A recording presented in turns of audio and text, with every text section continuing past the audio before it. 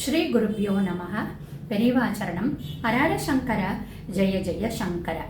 அக்ஷய திருதியை இன்னைக்கு எல்லாருக்கும் எல்லா வளமும் பொங்கட்டும்.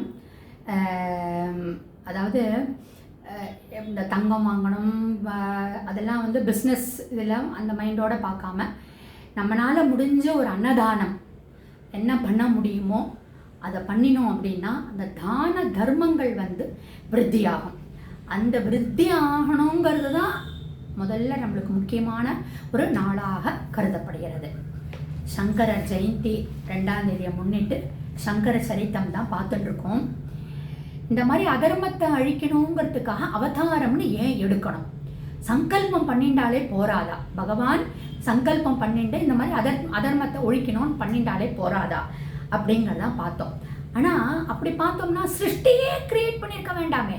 ஒரு சிருஷ்டின்னு கிரியேட் பண்ணி ஒரு மாய வலையை தூக்கி வெறிஞ்சு எல்லாரையும் அதில் உழல விட்டு அதெல்லாம் பண்ணியிருக்க. அப்போ தான் அதனால தான் அதர்மங்கள்லாம் வருது. அதெல்லாம் பண்ணியிருக்கவே வேண்டாமே. அந்த ஜனன மரண அப்படிங்கிற அந்த ரங்கராட்னம் சுற்றுறா மாதிரி சுத்திண்டே வருது. ஏன்னா அவருக்கு அந்த விளையாட்டு பிடிச்சிருக்கு அப்படிங்கிறா பெரியவா. அதாவது எல்லாம் மாயை அப்படின்னு வேதாந்தம் சொன்னாலும் அதை ஏன் கிரியேட் பண்ணாரு? என்னமோ கடவுளுடைய லீலை அப்படின்னு நம்ம சொல்கிறோம் இல்லையா? நம்ம அப்படி தானே சொல்கிறோம். கடவுளுடைய வாழ்க்கையே ஒரு விளையாட்டுன்னு சொல்கிறோம் இல்லையா? ஸோ கடவுளுடைய ஸ்வபாவத்தை நம்மளால் புரிஞ்சுக்க முடியாது. நம்மளால் அதை அப்பார்ட் ஃப்ரம் அவர் அண்டர்ஸ்டாண்டிங் நம்மளால் அதை ஏன் இந்த மாதிரி பண்ணினார் அப்படின்னு நம்ம புரிஞ்சுக்கக்கூடிய சக்தி நம்மள்கிட்ட கிடையாது. ஸோ அவர் நிம்மதியை கெடுத்துண்டு ஏன் இந்த மாதிரி கிரியேஷன் பண்ணணும் அப்படின்னு நம்மளுக்கு தோன்றது. ஏன்னா கிரியேஷன் பண்ணினா அத்தனை ஜீவராசிகளுக்கும் சாப்பாடு போட்டாகணும் இல்லையா? இது ஒரு பெரிய ஆஃபீஸ் மாதிரி தானே கண்டக்ட் பண்ணி ஆகணும். ஸோ இதெல்லாம் எதுக்கு? தன்னுடைய நிம்மதியை கெடுத்துட்டு ஏன் இந்த மாதிரி பகவான் பண்ணுறார் அப்படின்னா அதெல்லாம் புரிஞ்சுக்கக்கூடிய சக்தி நம்மளுக்கு இல்லை. அவருக்கு அது கூத்தாக இருக்குது. அதுவும் அவருக்கு ஒரு விளையாட்டாக இருக்குது. அந்த கூத்து அடிக்கிறதுனால பகவானுக்கு நிம்மதி போகிறதா அப்படின்னா இல்லை. அப்படி நிம்மதி போகிறதுன்னா அவர் இதை கண்டினியூ பண்ணாமல் ஸ்டாப் பண்ணியிருப்பார் இல்லையா? அதுலேயும் அவருக்கு நிம்மதியாக தான் இருக்குது. அவருக்கு வேண்டியிருக்கு இந்த கூத்தெல்லாம், இந்த விளையாட்டெல்லாம் வேண்டியிருக்கு. அதனால் அந்த சிருஷ்டிங்கிறத க்ளோஸ் பண்ணவே முடியாது. அவர் தானே வேண்டும் அப்படின்னு நம்ம நினைக்கிறோம். ஆனால் அதை கிரியேஷனில் அவர் எத்தனையோ மாயாஜாலங்கள்லாம் பண்ணுறார். அதை நம்மளால் புரிஞ்சுக்க முடியாது அப்படிங்கிறார். சரி, இப்போ அவதாரம் எடுக்காம சங்கல்பம் மாத்திரமே தர்ம சமஸ்தாபனம் அவனால் பண்ண முடியும். அவர்கிட்ட அந்த கெப்பாசிட்டி இருக்கு. அப்போ அதனால கிரியேஷனே வேண்டாம், கிரியேஷனே க்ளோஸ் பண்ணிடுன்னு சொன்னா அதில் என்ன அர்த்தம் இருக்கு அப்படின்னு பெரியவா கேட்குறா. அதாவது தர்மம் அதர்மத்தை அழித்து விடும்படியான ஒரு நிலை வரும்போது சுவாமி என்ன பண்றார்?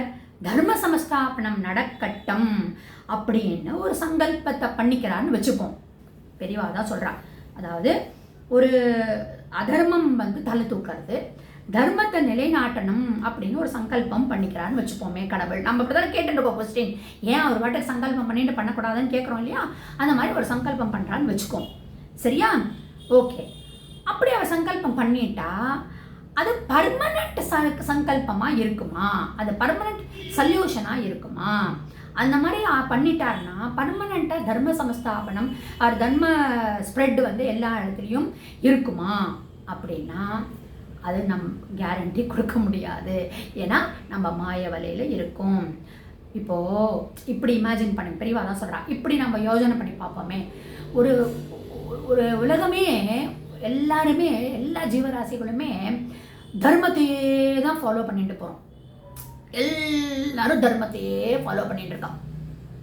அப்பா ஒரு துளி கூட ஒரு ஃபோர்ஜரியோ திருட்டோ கெல்லிங்கோ ஒன்றும் கிடையாது. அப்படியே எல்லாம் அந்த கோடு போட்ட மாதிரி அதில் எல்லாரும் போகிறா. அப்படின்னா அதில் ஏதாவது ஒரு டேஸ்ட் இருக்குமா? அதில் ஒரு ஒரு விளையாட்டு ஏதாவது இருக்க முடியுமா? இல்லையா? அப்போது என்ன ஆயிடுது அப்படின்னா இந்த விசித்திர ஜீவ சிருஷ்டி விளையாட்டில் எதிர்கட்சிகள் அப்படின்னு ஒரு டக் ஆஃப் வார் மாதிரி அந்த பக்கம் ஒருத்தர் இருக்கணும், இந்த பக்கம் ஒருத்தர் இருக்கணும். அப்படி பண்ணினோம் அப்படின்னா தான் அந்த மாதிரி ஒரு பக்கம் வின், ஒரு பக்கம் லூஸ், ஒரு பக்கம் ஏமாற்றம், ஒரு பக்கம் அதிர்ஷ்டம், ஒரு பக்கம் ஆங்க்ரி கோபம், ஒரு பக்கம் ஹாப்பினஸ், ஒரு பக்கம் வந்து எப்போ பாரு அழுதுண்டே இருக்கிறது, ஒரு பக்கம் சந்தோஷம். இப்படி பலவிதமான உணர்ச்சிகள் வந்துட்டு இருந்தால் தான் அந்த வாழ்க்கைங்கிற ஒரு நாடகம், கடவுள் நடத்துகிற லீலா நாடகம் ஒரு ரசாவதமாக இருக்கும், அது ஒரு டேஸ்டியாக இருக்கும், நவரசங்கள் கலந்து இருக்கும் அப்படின்னு சொல்லி பெரியவா சொல்கிறா. எல்லாருமே தர்ம அனுஷ்டானம் ஃபாலோ பண்ணிட்டு சாந்த ஸ்வரூபியாக இருந்துட்டோம் அப்படின்னா கடவுளுக்கே போர் அடிக்கும். ஐயோ நம்ம கிரியேட் பண்ணின இப்படி எல்லாருமே இப்படி ஒரே தர்ம சிந்தனையோடு இருக்காளே அப்படின்னு அவருக்கே போர் அடிச்சு போயிடும். அதனால தானே ஒரே பொல்லாத லோகமாக அசுர லோகமாக படைச்சிட்டார், ஒரே ஹாப்பி லோகமாக கந்தர்வ லோகத்தையும் தேவலோகத்தையும் படைச்சிட்டார், ஒரே சாந்தமாக இருக்கக்கூடியதுக்காக சத்தியலோகத்தை படைச்சிட்டார். இது எல்லாம் மிக்ஸ்டாக இருக்கணுங்கிறதுக்காக தான் நம்ம உலகத்தை படைச்சிருக்கார்.